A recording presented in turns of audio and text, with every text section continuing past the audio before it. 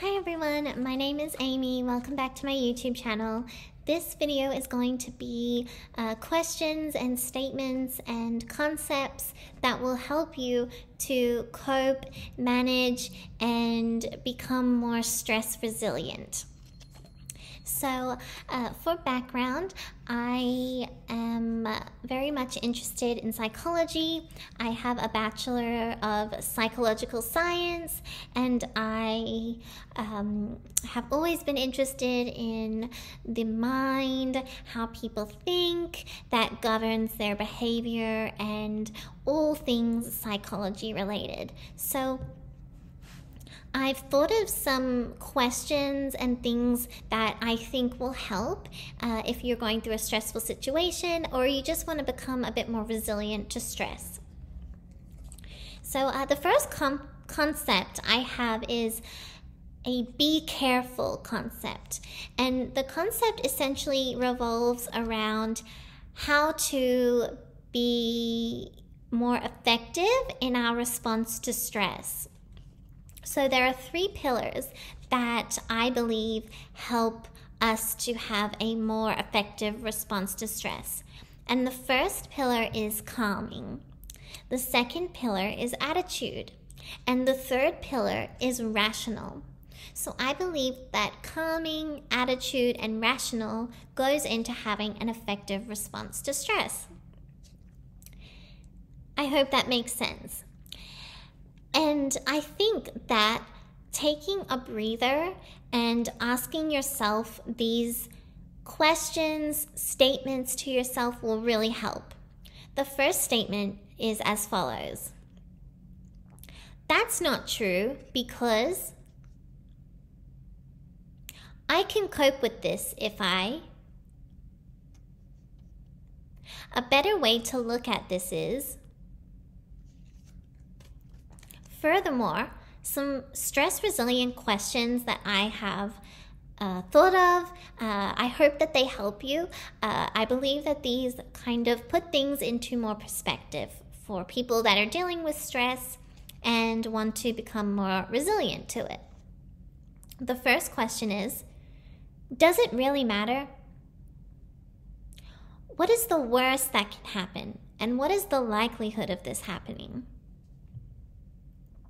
Will I remember this in 3 weeks or 3 months' time? How did I cope with similar situations in the past? How do other people cope with similar situations? And just err on the side of caution with that, because I believe everyone is very different, and the way they deal with situations, even if they're similar, can be different. You can have someone who goes through a similar situation to you but deals with it in a really unhealthy way. And then you can have someone that you trust who you would take their advice because you know that they dealt with something really well and that their advice is granted. The only thing is you just have to be a little bit careful because sometimes advice is great and it can help people. It definitely can, but it can also be influenced by that person's experience. Whereas yours is different because you're different from that person, and your experience and the ways that you best cope with it could be very different. So it's about knowing yourself enough to know what's right for you and being open to hearing out other people's advice, but just being a little bit careful because you don't want to be taking advice or comparing your situation to someone else's and how you should deal with it, because sometimes the way that person dealt with it was not healthy and would not help you. So just err on the side of caution with that one. What can I learn from this? That's one of my favorite ones because I think that throughout life we will always be constantly evolving and learning.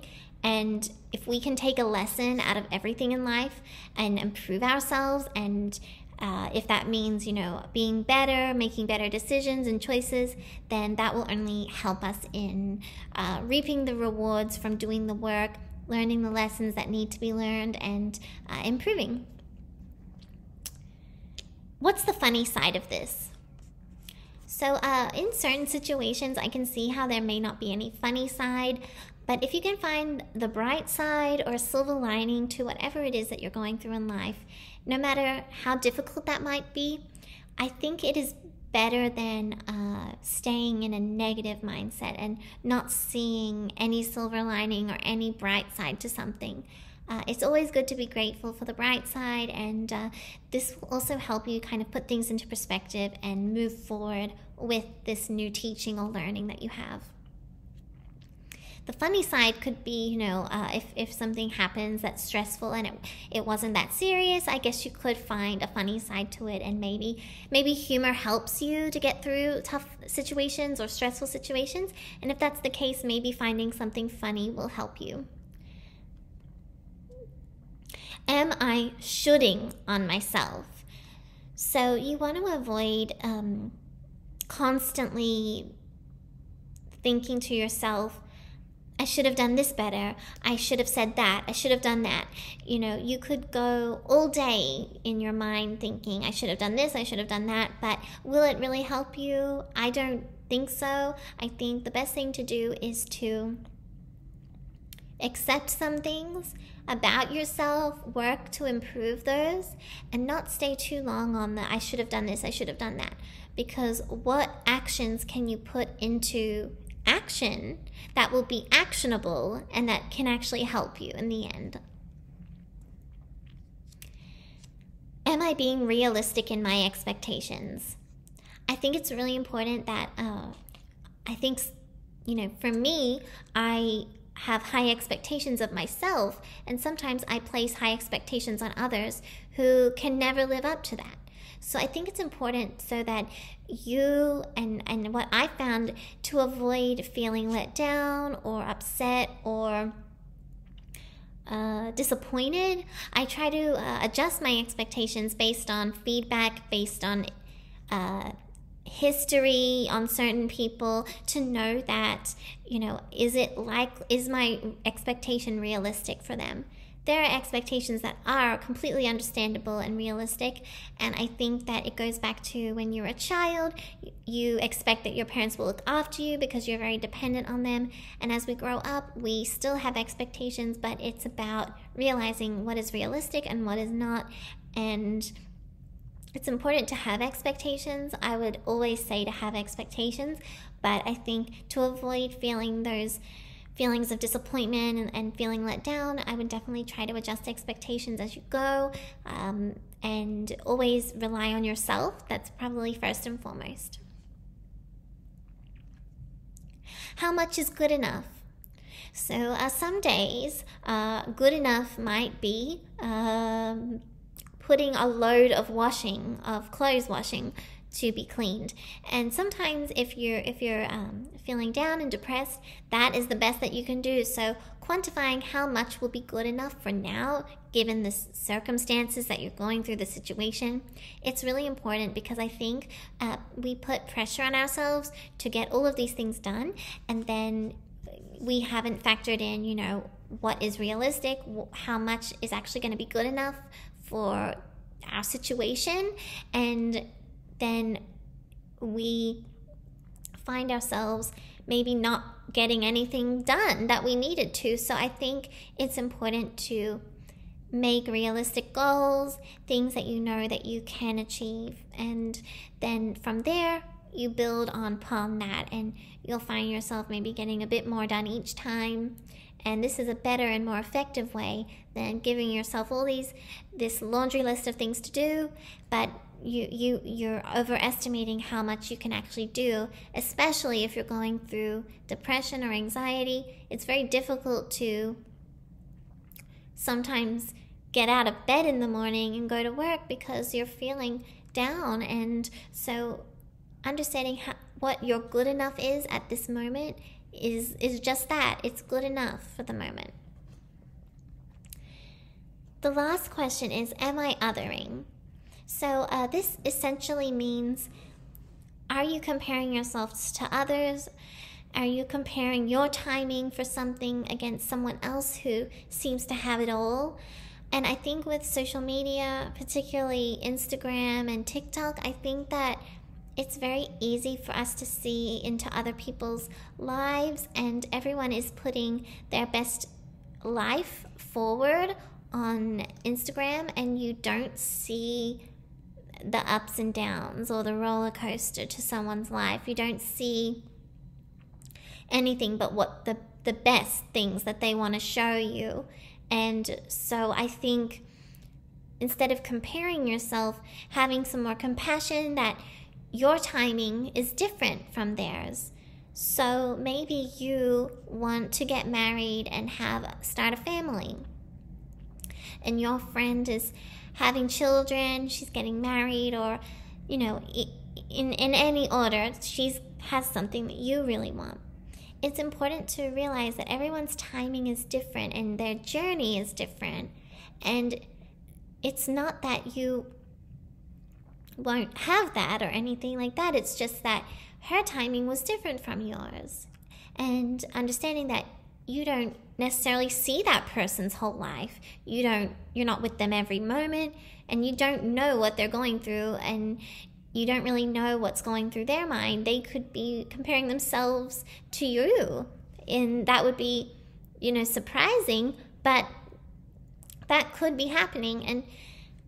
And with Instagram and TikTok, it's very easy to compare your life to the glitz and glamour that people put on Instagram. But is that their whole life?